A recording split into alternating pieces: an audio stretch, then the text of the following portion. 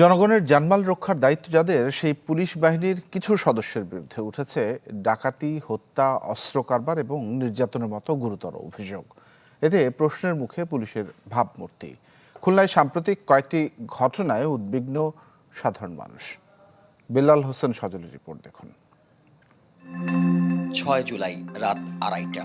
৭ থেকে ৮ জন ঢুকছে বাড়ির ভেতর, সবার মুখে মাস্ক, হাতে ধারালো অস্ত্র। খুলনার শিখিরহাট এলাকায় সিসি ক্যামেরায় ধরা পড়ে ডাকাতির এই দৃশ্য। ৩ সপ্তাহ পেরোলেও কাটেনি আতঙ্ক। তবে মামলার পর এই ঘটনায় গ্রেপ্তার করা হয় পুলিশ লাইন্সে কর্মরত কনস্টেবল রবিউলকে। জব্দ করা হয় বিভিন্ন আলামত। আমার ঘরে জিয়ানারা ছিল, লুটে পাইকে ভাঙিয়ে চুরিয়ে সব নিয়ে গেল। নিয়ে আমার ছেলেটার ওইরাম মারপিট আমি জেন্দাগি দেয়নি বাবা। আমার বাচ্চারা যে মারাছে। সিসি ক্যামেরায় দেখতেছে যে কিভাবে উঠতেছে, কিভাবে নামতেছে, কিভাবে চুরি করছে, সব তো দেখতেছে।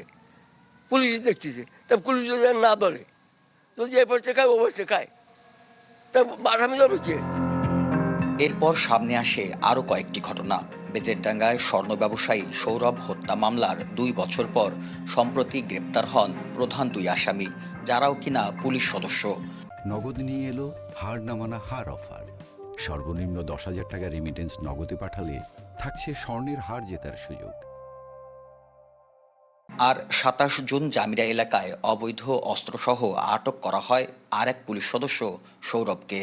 যে প্রশাসন আইন শৃঙ্খলা নিয়ন্ত্রণ করবে, সেই প্রশাসনের লোকজনই যদি আইন শৃঙ্খলার অবনতির কারণ হয়, তো সেটা তো আসলেই ফুলতলাবাসী তথা তারা প্রচণ্ডভাবে নিরাপত্তার অভাব বোধ করছে। যাদের এই আইন শৃঙ্খলা কমিটিতে থাকা প্রয়োজন, তাদেরকে এই আইন শৃঙ্খলা কমিটিতে রাখা হয়নি। যে মানুষগুলোকে আইন শৃঙ্খলা কমিটিতে রাখা হয়েছে, তারা এটা নিয়ে কি আলোচনা করে, কি ব্যবস্থা নেই, এগুলো আমরা সাধারণ মানুষ আমরা জানতে পারি না।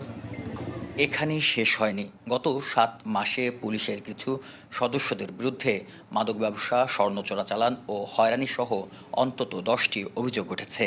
তাই নিয়োগ প্রক্রিয়ায় স্বচ্ছতা ও জবাবদিহিতা নিশ্চিতের তাগিদ নাগরিক সমাজের। তাৎক্ষণিকভাবে তাদেরকে ক্লোজ করা হয়, তাদেরকে বদলি করা হয়, কিন্তু এইগুলো পুলিশদের একটা আলাদা ট্রাইব্যুনাল করে, বিশেষ সামরিক বাহিনী যদিও আর্মির মধ্যে আছে, সেটাও বিশেষ বিশেষ সময়, কিন্তু পুলিশদের একটা ট্রাইব্যুনাল করে পাবলিকলি এদের বিচার হওয়া উচিত। তবে অপরাধে যেই জড়িত থাকুক, কাউকে ছাড় না দেওয়ার হুঁশিয়ারি খুলনা রেঞ্জ পুলিশের ডিআইজির। আমাদের পুলিশ সদস্য সহ যে কেউ যদি কোনো অপরাধের সঙ্গে যুক্ত হয়, তাকে অপরাধী হিসাবেই দেখা হবে এবং সর্বোচ্চ আমাদের টেক ইউজ করে তদন্ত করে তাকে ব্যবস্থা নেওয়া হবে।